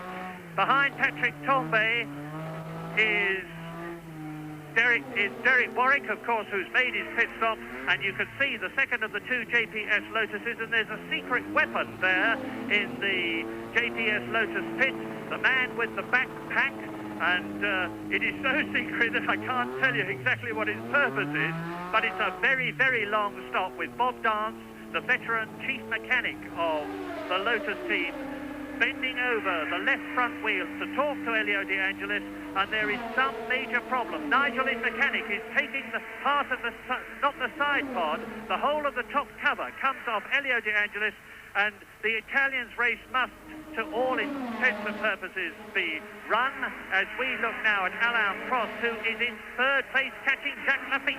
You now look at the battle for third position between Jacques Lafitte in the Williams Honda, who is in second position, with Prost behind him in third place, and very soon, I prophesy, it is going to be Barbara McLaren in first and second places, Lauda leading. Prost is in third place at the moment, but I think he's not going to be there for very much longer unless the wily racecraft veteran Keke Rosberg can keep him back, and how hard he will be trying as they come up to Leocomp, and this is where Prost may, if he stays as close to Keke Rosberg as he is now, be able to pull out of the Finch slipstream and go through and take second place, and he does it. Alain Prost is through into second place on lap 44 with Niki Lauda leading. Fast, tag turbo-powered McLaren, but Prost is pulling away already. Lafitte is almost out of that slipstream. They've got one of the arrows ahead of them, one of the Cosworth DFE-powered arrows ahead to be lapped. That's the Belgian Thierry Boutsen, who only just scraped into the race because of Ginzani's accident this morning, which... 40. Runde. Das heißt, Lauda könnte auf Prost nach 1 Sekunde pro Runde verlieren. So viel könnte er sich leisten, langsamer zu fahren, um trotzdem noch zu gewinnen. Prost zweiter, Lafitte dritter. Fire at the back of the Lotus. De Angelis is back in the race. They've worked on the car. He's obviously well down. There is Ayrton Silva de Senna, still with no nose cone on the Tolman, about to be lapped by the second man, Alain Prost. And as you saw from the caption a short while ago, almost half a minute, 27 odd seconds between leader Niki Lauda and second man Alain Prost. And as we were saying about Lauda and Prost from Brazil a couple of weeks ago, the best position to be in is if you're in the lead and it's your own teammate in second place defending you from behind. But let's remember, still 31 laps to go. That's around 80 miles of motor racing ahead of these cars, and it was in Brazil that Lauda had just the same sort of comfortable lead over his own teammate, and he dropped out. There is Prost, number 7, in second place. It's Jacques Lafitte third. He hasn't stopped yet. It's Alboreto in the Ferrari fourth, and I wonder if either of those two drivers are intending to stop at all, or whether they're hoping to do the full distance on the hard tire. Nigel Mansell is fifth in the Lotus. Klagelegt kann ich Prost nicht mehr besiegen, weil er die Autos genauso abstimmt wie ich. Üblicherweise profitiert man ja in der Formel 1 davon, indem man sein Auto besser auf einen Kurs abstimmt als der andere und dadurch ein schnelleres Auto hat und dementsprechend schneller fahren kann. Prost aber bevorzugt genau die gleiche Abstimmung wie Lauda, und darum sind die beiden Autos immer gleich schnell, und Lauda steht also heuer vor einer völlig neuen Situation, was seinen Teamkollegen betrifft. Ein Problem, das er schon seit 7 Wochen mit sehr viel Kopfarbeit zu lösen versucht. Laudas Einstellung ja nicht verkannt, zu versuchen, mit vollem Risiko, aber auch mit voller Freude, Kampfbereitschaft, Einsatzbereitschaft an die Aufgabe heranzugehen.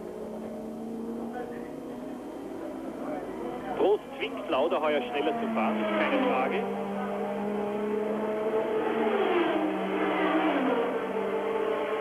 Eine neue Herausforderung für die Karriere von Niki Lauda. Just remember, he hasn't stopped yet. Derek Warwick is 6th and Patrick Tombe is 7th. Those are the two Renaults.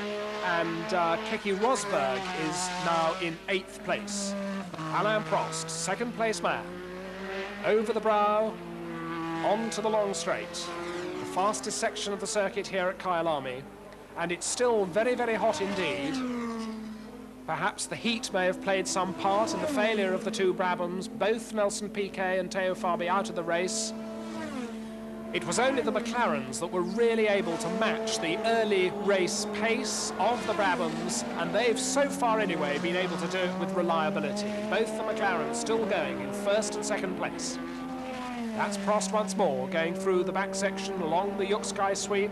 Top gear, a flat out left-hand kink. And that's Patrick Tombe in the pits. A second stop for Renault number 15, and you can see how blistered those rear tyres are. So a new set of Michelin for Renault number 15. Tyre troubles for the Renault team. And although it's a nice quick stop by the look of things, yes, 10.5 seconds, it's a very good stop. But 2 pit stops is not what you want when you're battling for championship points and when all your rivals have only had 1 tyre stop. Die Renaults sind weit zurückgefallen. Derek Warwick ist 6. Tombe war vor seinem Boxenstopp 7. 47 42. und der erste. So, as Tombe goes back into the race, we look at Derek Warwick and Nigel Mansell. Warwick has now gone ahead of Mansell. Mansell still with a stop to make, 28 laps remaining. And they've got once more that Thierry Boots and Arrows between them. Thierry Boots and Arrows now being lapped by Nigel Mansell in Lotus number 12, but Derek Warwick has gone ahead of him and pulled away. So Warwick now 5th, Mansell demoted to 6th, and I think we could see Warwick starting to close on the Ferrari of Alboreto. There is Alboreto. Senna in the Tolman between them, once more to be lapped, but Derek Warwick now with the bit really between his teeth, closing on Alboreto. Clearly the sole surviving Ferrari, number 27, is attempting to do the entire race on one set of tyres, and that could well mean that Alboreto's rubber is getting a little tired. Warwick with fresh rubber on the Renault, closing rapidly on the Ferrari for 4th place. Still Jacques Lafitte is 3rd in the Williams. Still, of course, Prost 2nd and Lauda 1st, and nobody looking like catching those very, very rapid McLarens. But lots of excitement, lots of battle over the subsidiary positions. Lafitte 3rd. And I think he's not going as quickly as Warwick either. Warwick with his crash helmet bobbing around in the cockpit on the bumps of Kyalami, making up yards of tarmac on Alboreto all the time. There's Boutsen in the Arrows. Behind him, 22, the green car with the red nose, was the Alfa Romeo of Riccardo Patrese, currently running in 10th place. But Derek Warwick really charging, really anxious to make up for the bitter disappointment he had in Brazil 2 weeks ago, when certain victory was snatched from his grasp by broken front suspension. Alboreto and Warwick in the Renault charging up behind him. Lafitte quite a way in front of them in 3rd place, but I think if Warwick keeps this pace up, then Lafitte is going to be coming under pressure from the Hampshire driver in the Renault also. Alboreto being caught all the time as they go through Clubhouse Corner, down into the S's, up the hill into Leocock, and on the top straight, that's... And Derek Warwick in the yellow and white Renault, number 16, in the blue helmet with the blue winglets behind him to the side of his wing, is definitely catching Alboreto.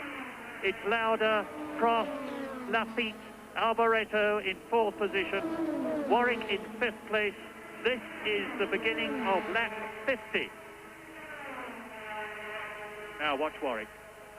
Alboreto, of course, knows he's there. You can see him big in his wing mirrors. Round the right-hander at Barbecue Bend. That's 155 miles an hour. On to the Young Sky Sweep in top gear, approaching 180 miles an hour. Breakdown to 4th gear for Sunset, and Warwick comes up and shows Alboreto the nose of his Renault. Just a reminder that he's still there. Sunset. Warwick's trying very hard, but of course, as far as I know, Alboreto hasn't yet made a tyre stop. I imagine he would be doing that.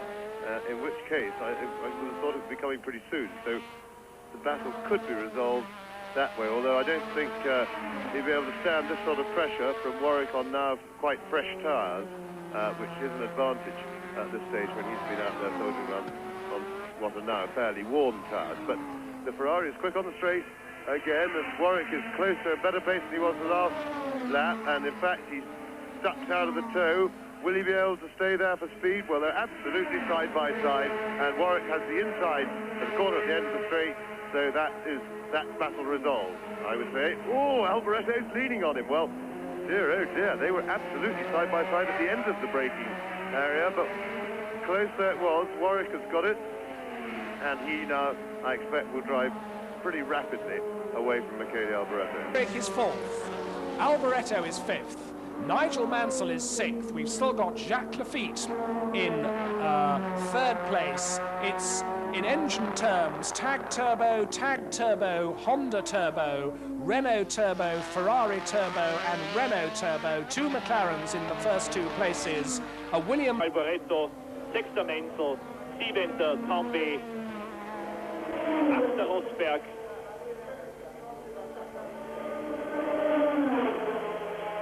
Ist Alio. Sie sehen noch einmal dieses harte Überholmanöver. Warwick gegen Alboreto, aber im Gegensatz zu Rio vor 13 Tagen kam zu keiner Berührung und jetzt der erwartete Boxenstopp bei Tyrrell. Ist aber mit Wasser nachfüllen und Reifenwechsel nicht getan. Wird an der Radaufhängung gebastelt. Stefan Velow.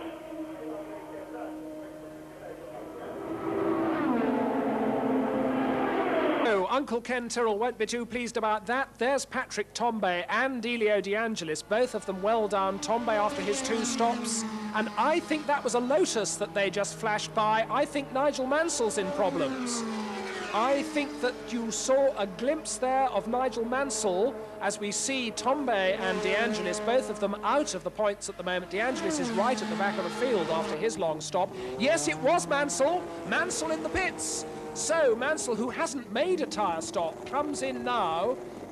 But from the speed he was doing, the rather slow speed that he came, that's a great shame because Nigel Mansell, who was very well placed, we go back to Tombe and De Angelis. Tombe, who is moving up, in fact, after his second pit stop. We've now got Tombe on the lap chart in 6th place, so he is getting back into the points. And Erinnern Sie sich, wie Niki Lauda vor Beginn dieser Grand Prix-Saison gesagt hat, man wird jetzt wieder mehr das Tieren benutzen müssen. Die Ära. No doubt very disappointed. He crashed out of the Brazilian Grand Prix. He's retired today, so still no championship points in 1984 for Nigel Mansell. There's the new 6th man, number 15, Patrick Tombe with the Renault. A glimpse there of the other yellow car, 14, is Manfred Winkelhock, the German with the ATS. He's right at the tail of the field. He's another man to have spent some time in the pits. Kommt ja also von der Box. Das ist Nigel Mansell, der aufgegeben hat. Nigel Mansell, Lotus, nicht mehr im Rennen. An 6. Stelle ausgeschieden, damit 6. und in den Punkterängen jetzt Tombe. Und hinter ihm De Angelis.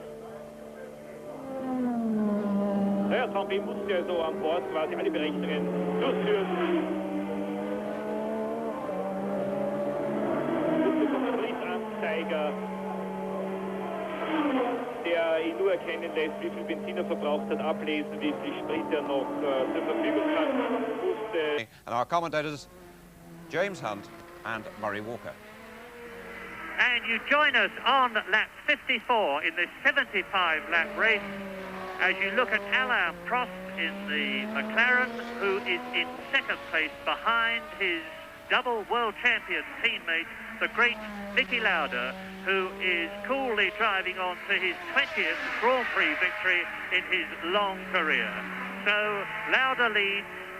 Prost is in 2nd place. Nigel Mansell, by the way, has just retired from the South African Grand Prix at a time when he was in 6th position and the last person in the race, apart from the 5 in front of him, not to have been lapped by the leader. So Mansell out, as is Nelson Piquet on lap 31 with a turbo problem. And it is Lauda leading, Prost 2nd in the, if you like, the junior Williams Honda, because Keke Rosberg, as an ex-world champion, takes precedence. Jacques Lafitte is in a fine 3rd position on lap 55 and holding his place well. In 4th position is Derek Warwick, who has stormed his way past Michele Alboreto's Ferrari and pushed the Italian down to 5th position. Then in 6th position and lapped is Patrick Tombe in the Renault, and in 7th position it is Elio De Angelis in the 2nd of the 2 JPS Lotus cars. And we look here at the Marlboro McLaren of the great Niki Lauda, certainly, and that is the Williams Honda out of the race. And I'm frantically trying to identify, and this demonstrates beyond all doubt how absolutely ludicrous the new numbering system is, because it's virtually impossible to find the number on the car. I'm looking at the people in the background, and I'm sorry, I just can't tell you whether it's Keke Rosberg's car or Jacques Lafitte. It's Rosberg. We think it's Rosberg's car. Well, we'll have to take a check on that on the lap chart. And there is Patrick Head, the Williams Honda designer, who is obviously looking at the television monitor and worried about his cars. He will know, of course. And now, yes, it's Keke Rosberg, and on the 56th lap. Rosberg is out of the South African Grand Prix, having finished 5th in last year's race, his first drive in the Williams Honda. And there is Niki Lauda leading, coming through to complete another lap, and the lap that he completes is his 56th, and I'll give you the gap between himself and the second place man, his teammate Alain Prost, which is a very considerable one. Indeed, Lauda has managed to come into the pit, change his tyres, and still retain that lead. Lauda, Prost, Lafitte, Warwick is in 4th position. In 5th position, it is Michele Alboreto, and in 6th place, Patrick Tambay.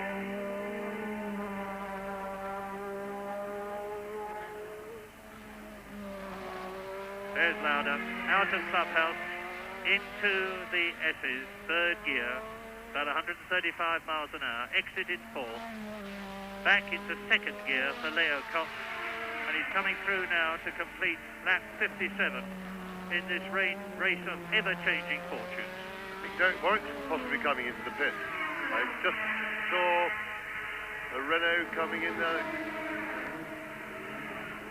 More tyres. So that's Warwick in for more tyres, and that was, I was just actually timing the gap on him and the beat, but of course now it'll be a very big gap indeed. So that's 2 tyre stops Warwick has had to make. And that'll be a great disappointment for him, because he's been going so very well in this race, and it just shows you how critical these choices of tyres are, and how careful the drivers have to be too when they're new, not to overheat them. Well, Derek Warwick was in 4th position when he came into the pits, and that means to say that Michele Alboreto in the Ferrari will have taken that position. And I have a feeling in my bones that we're going to see some more changes, because we are now on lap 58, 75 laps. That means to say there's 17 laps to go. Nigel Mansell retired with a lack of boost in his Renault engine.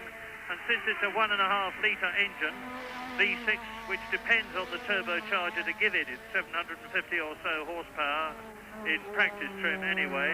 If you haven't got any boost, there really isn't any point in continuing.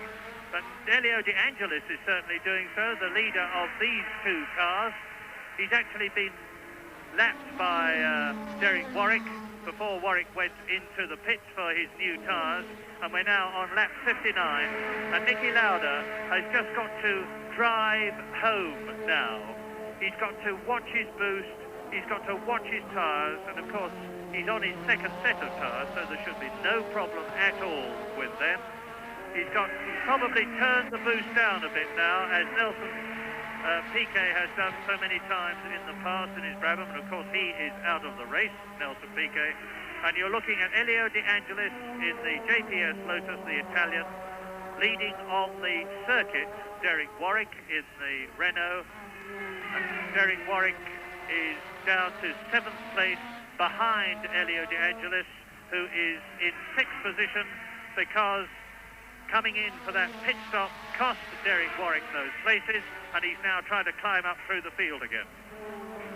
Lauda leading, Prost in 2nd position, and still in 3rd place, Jacques Lafitte, as Derek Warwick drives out of Elio De Angelis' slipstream. And that says a lot for not only the driving ability of Derek Warwick, but also the aerodynamics of the Renault. And De Angelis trying his hardest to bob and duck and weave and get round the side of Warwick before they enter Crowthorne. Derek Warwick staves him off. They go round the right-hander at Barbecue, down to the Jungskai sweep again, down to Sunset, braking hard. Prost, I remind you, in 2nd place, having driven through from the 26th position at the start of the race, a quite incredible drive, beaten only by his teammate Niki Lauda, and he will no doubt make no effort to pass the Austrian, because I'm quite sure that they will be getting pit signals from the McLaren team to tell them to hold position. There is Niki Lauda, and he's coming up to Alfa. First of all, he's got to pass the green Alfa Romeo of Riccardo Patrese, who is well down the field. Indeed, Patrese, number 22, who has just been passed by Lauda, is, I think, in 12th position. And now Lauda is up to Ayrton Senna in the nose-led Coleman, still running strongly, passing him. And now he's up to Michele Alboreto, and Alboreto is in 4th place. So Lauda has lapped everybody up to 4th position. Alboreto 4th, Lafitte 3rd, and there are. I was a little ahead of Nicky. I was going to say there goes Lauda through into 2nd place. Sorry, to lap Alboreto, he's leading, of course. And he's got Derek Warwick tied up behind him. So Derek Warwick is catching Alboreto. This is absolutely intriguing. You're looking at Alboreto in 4th place, Nicky Lauda, the race leader, and behind Alboreto, Derek Warwick, who, having disposed of Elio De Angelis, is now catching the Ferrari of the Italian, trying to take 4th position, having been into the pits and lost a lap to change his tyres. Now we're going to see the interesting situation of the relative speeds between the McLaren and the Ferrari, and just see the way Lauda drives past Alboreto. Just don't forget, Murray, though, that they'll be playing with their boots at this stage, so it's not, we can't really form a clear impression, because Lauda has obviously turned his boost right down, but probably to deal with the gaggle, he would have risked turning it up, and may well have turned it up higher than his normal averaged out boost for the fuel for the length of the race, just to clear himself of that group, because he'll and now that he's got to Mare, he'll probably back it right off again. Well, let's see. There's Nicky.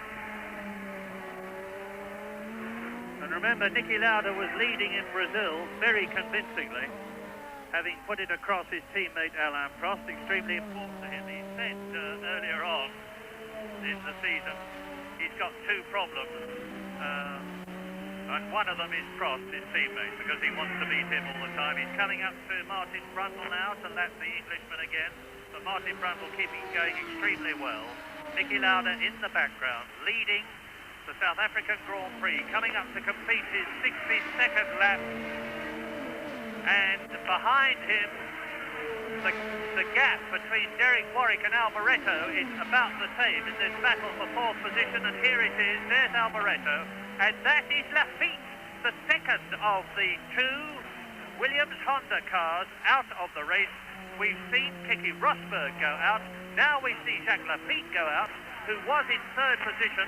So that means to say that it's now with Lafitte out of the race, it means that the battle between Michele Alboreto and Warwick is resolved in favour of Warwick, and Jacques Lafitte, obviously puzzled. He'd be bitterly disappointed, because it would have done so much for his self-confidence to have finished well up in the points in the Williams Honda in this race, but it was not to be. So Jacques Lafitte checks the ignition, sprints away from the car, and number 5 is out of the race. Still no points in the World Championship, and Nicky Lauda comes down to Crowthorne again, and it's Lauda leading, Prost 2nd, Alboreto 3rd, Torbay in 4th, Warwick in 4th position, and it's McLaren 1st and 2nd, Ferrari now 3rd, and then the 2 Renaults 4th and 5th.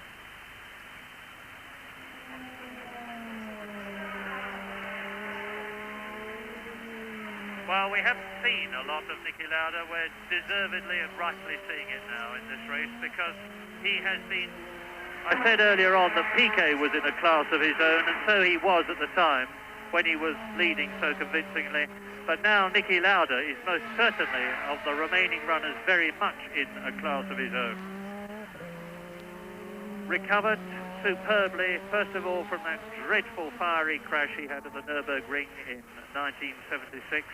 Then in 1979, in Canada, he decided that he wanted to race no more, and controversially and surprisingly, he stepped out of his car in practice for the Canadian Grand Prix and said, that's it.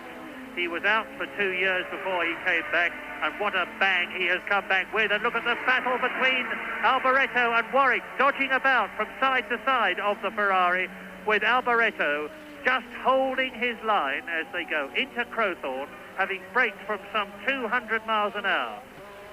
And the yellow flags are waving. There's trouble. There's dust in the background. Somebody's gone off, and this is lap 65. Well, Warwick is ahead of Alboreto, and there is the car. It's the Tyrrell. It's Beloff. There's Beloff walking away in the striped helmet in front of the two marshals, the man in the black and grey overalls. So Stefan Beloff off, and it looks like Crowthorne. Yes, it is Crowthorne. There was lots of dust. Now, the worrying thing is there that Derek Warwick passed Alboreto coming out of the corner under a yellow flag situation. Now, here we see, he went off behind him, so that, I think, crikey, look at that, that's Beloff. But how effective that earth is in slowing the car down, because he didn't actually reach the fence. So I'm not quite sure what the exact situation with Warwick's overtaking now, but if the yellow flag situation had already arisen, then that would be a potential penalty for Warwick. Complete vindication, too, of the decision by FISA, the governing body of Grand Prix racing, to require the South African Grand Prix organisers to increase the size of the runoff area at Crowthorne, because they thought that after a 200-mile-an-hour dash down to the corner, there simply wasn't enough room if the cars had gone off. The South African authorities willingly conceded to it, enlarged the size of the runoff, put that ploughed, sandy soil down there, and you saw how magnificently and safely it stopped Beloff's car. And incidentally, we've had vindication again today of the safety regulations, because Ginzani's car was passed absolutely 100% safe in terms of design and performance after he'd ploughed into the bank at 170 miles an hour and got away with it.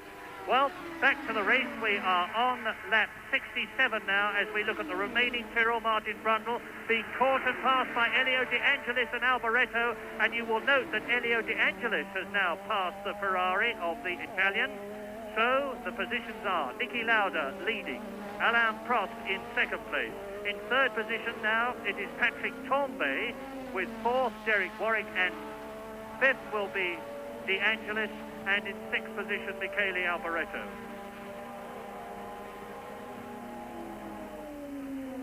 Alboreto being passed by De Angelis, and we are on the 67th lap out of 75. That's Mauro Baldi's Spirit with its Mark turbocharged engine.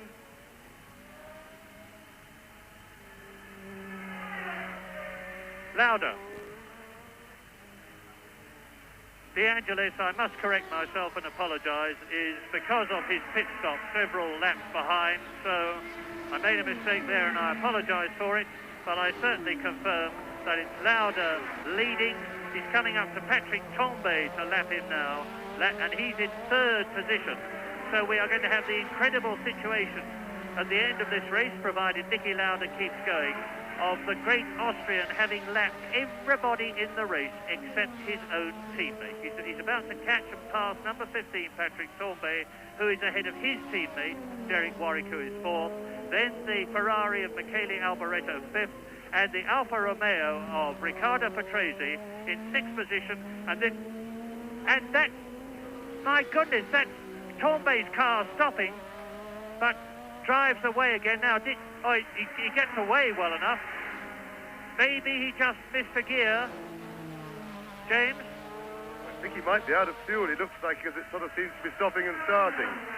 And so that puts Derek Warwick back up into third place again, despite having to have two tire stops. That's Warwick, but going apparently healthily. But it's a little bit early days to expect people to start running out. And there he is, and he's conked out completely. He's actually on the track, which is the most unfortunate place to conk out. They'll push it away, though. Yeah, he's at Crowthorne, and if he has run out of fuel, Patrick Tambay is going to be livid with rage, because he was furious at losing his third place at Brazil on the last lap when he's standing just to the side of the track. And if it's happened again, he's going to be absolutely furious, because he was talking to me yesterday and he's vehemently against the new fuel limitation regulations. Tombé's view is Grand Prix racing is about cars going as fast as possible for as long as possible and not a fuel economy contest.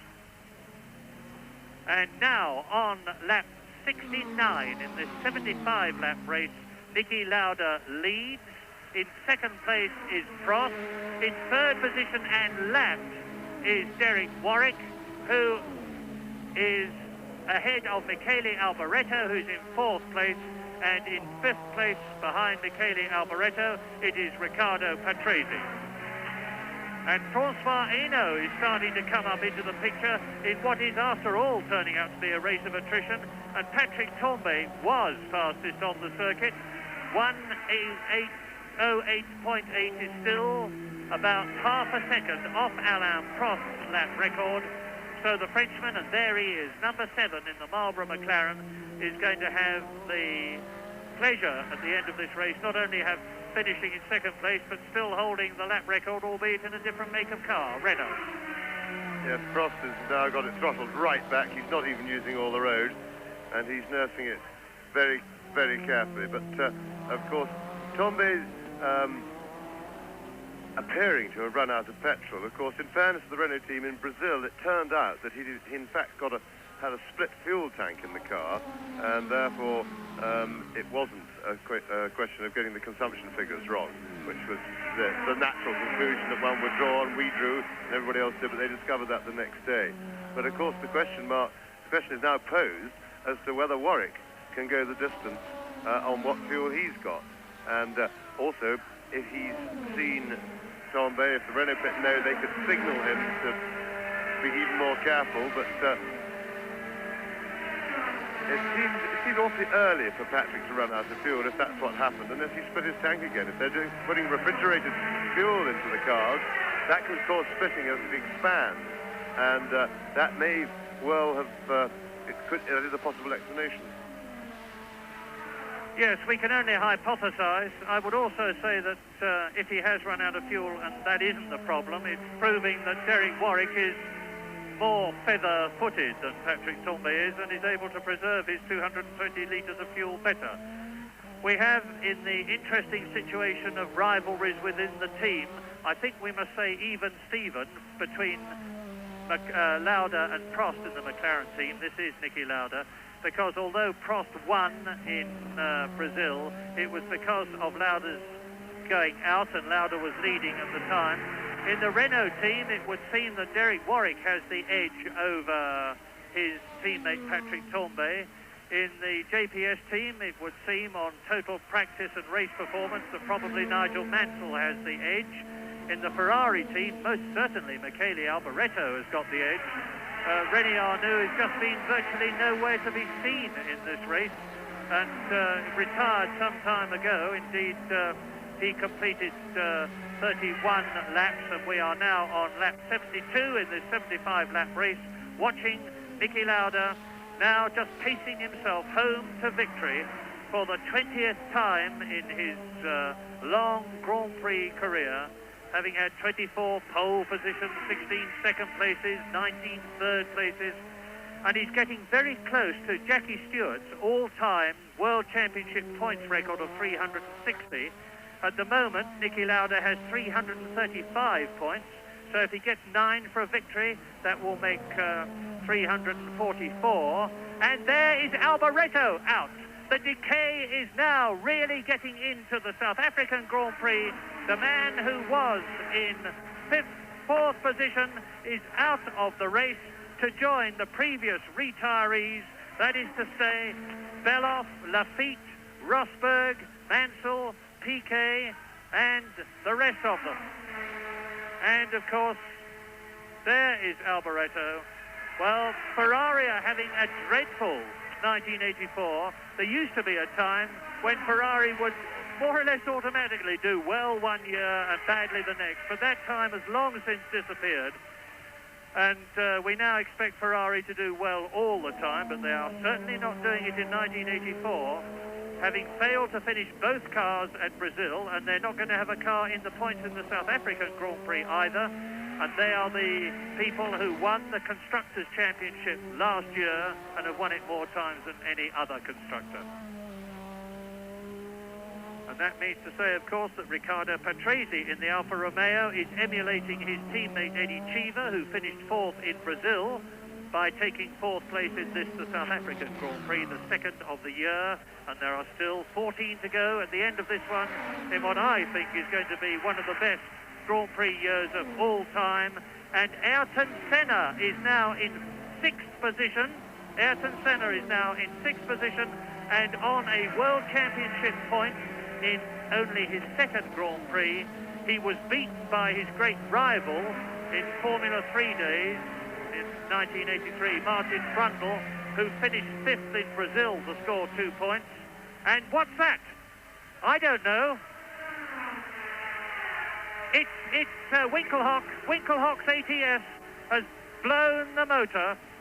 Great gout of exhaust smoke and general debris in Niki Lauda's face, and he was lucky to be able to drive through it without losing his line and his lead.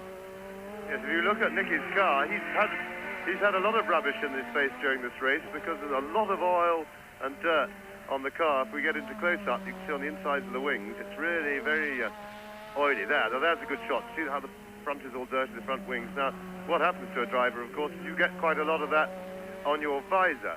And if you don't do anything about it, you wouldn't be able to see where you're going by now.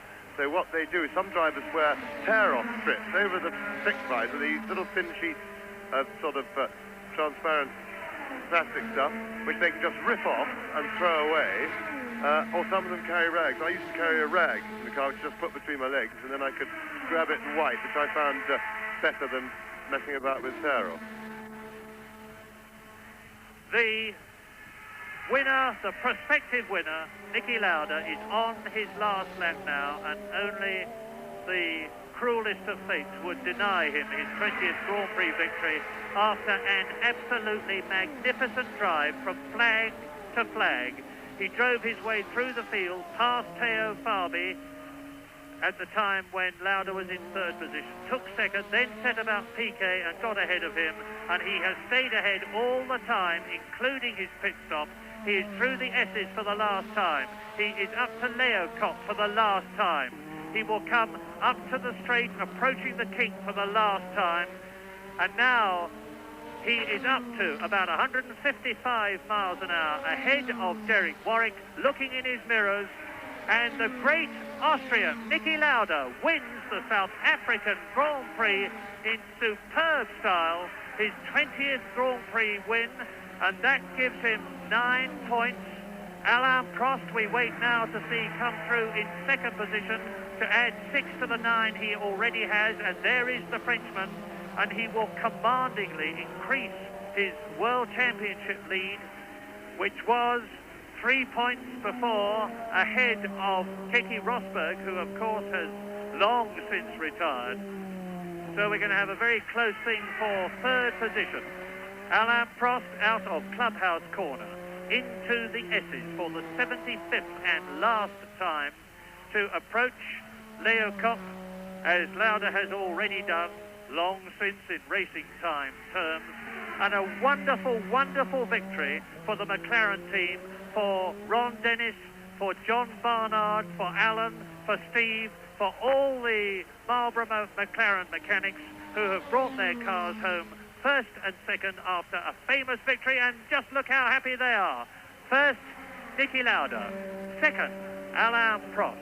Now, since the race leaders had lapped everybody up to 3rd position, it means to say that only they will have done the full 75 laps distance, and in 3rd position it will be, and all this is subject to official confirmation, Derek Warwick. In 4th place, Riccardo Patrese. In 5th place, Andrea De Cesaris in the Ligier. In 6th position, Michele Alboreto in the Ferrari. 7th is Senna, and in 8th position will be Elio De Angelis, 5 laps adrift. Fourth is Riccardo Patrese with the Alfa, Andrea De Cesaris fifth for Ligier, Ayrton Senna de Silva his first championship point, sixth for Tolman. 6 Punkte für Prost, 4 Punkte für Warwick, 3 Punkte für Patrese, 2 Punkte für De Cesaris und 1 Punkt, sein erster Weltmeisterschaftspunkt, für den jungen Brasilianer Ayrton Senna da Silva. Lauda McLaren, Prost McLaren, Warwick Renault, Patrese Alfa Romeo. Vierter Platz, genau wie Eddie Cheever, sein Teamkollege vierter in Rio war. De Cesaris in seinem zweiten Rennen für Ligier fünfter und Ayrton Senna in seinem erst zweiten Grand Prix bereits 1 Punkt für die Weltmeisterschaft. Doppelführung für McLaren auch nach 2 Läufen zur Weltmeisterschaft. Prost 15, Lauda 9, Rosberg 6, De Angelis und Warwick je 4, Patrese und Cheever je 3, Brundle und De Cesaris je 2, Tambay und Senna 1 Punkt. Unglaublich. Erster Lauda, zweiter Prost.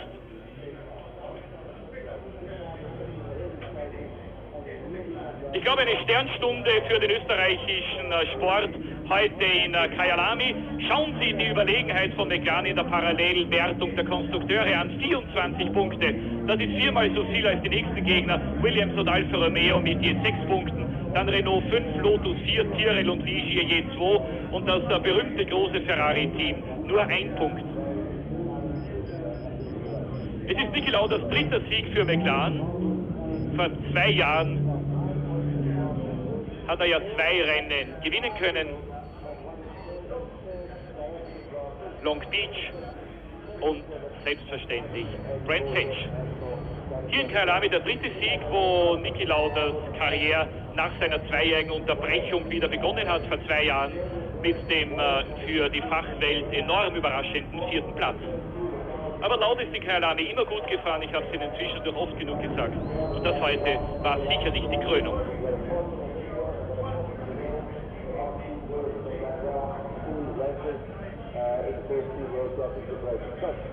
In Rio war es so, dass Niki Lauda versucht hat, Alain Prost um mindestens 15 Sekunden wegzufahren, um für die letzten 5 Runden keinen Ärger mehr zu bekommen. Und heute war es so, dass der Vorsprung schon so groß war, dass Alain Prost sicherlich resigniert haben muss. Zu überlegen war Niki Lauda heute und zu groß war bereits sein Vorsprung. Der nächste Grand Prix, bravo Niki Lauda, hier haben Sie ihn. Er hat heute, glaube ich, besonders eilig. Er möchte mit dem Hubschrauber, der schon gebucht ist, so schnell er kann zum Flugplatz nach Johannesburg. Alain Prost hat gratuliert als Dritter auf dem Siegespodest. Rechts der neue Renault-Fahrer Derek Warwick. Das sind seine ersten Punkte für Renault. Lauda, Prost und Warwick sicherlich die 3 stärksten Fahrer der beiden ersten Rennen 1984. Wie gesagt, Lauda hat ziemlich eilig, Hubschrauber zum Flugplatz. Dann fliegt er nach Zürich. Dann Ibiza, jetzt die Frage an Prost hat wohl bedeutet, sag, was war mit dir eigentlich los am Start? Prost hat ihm irgendwas gesagt oder am Gelächter ist fast anzunehmen, dass Lauda gesagt hat, wo warst denn du die ganze Zeit?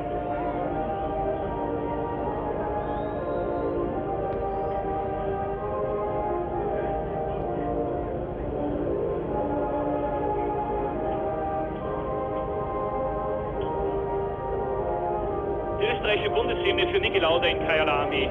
Seit 2 Jahren haben wir in der Formel 1 keine österreichische Bundeshymne mehr gehört.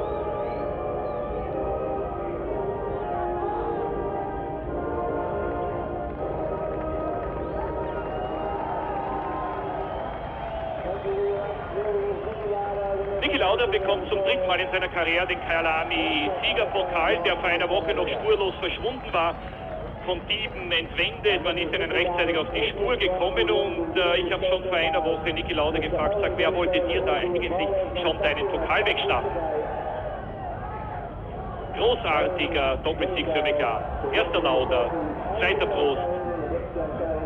Moment. Dritter Derek Warwick.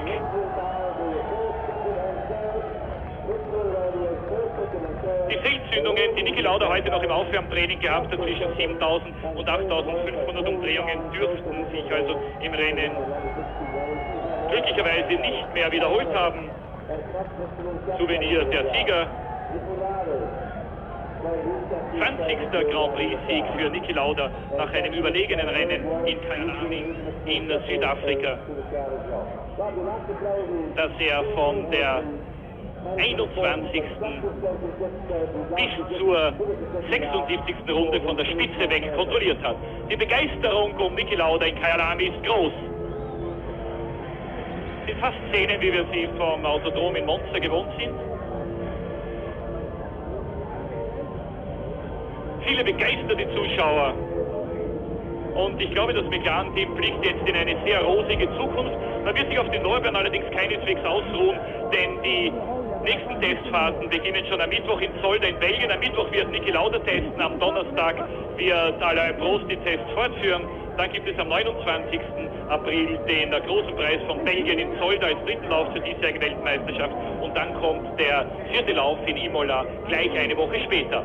Lauda, Prost, Warwick, Patrese, De Cesaris und Senna, die ersten 6 in Kyalami. 2 Italiener in den Punkterängen.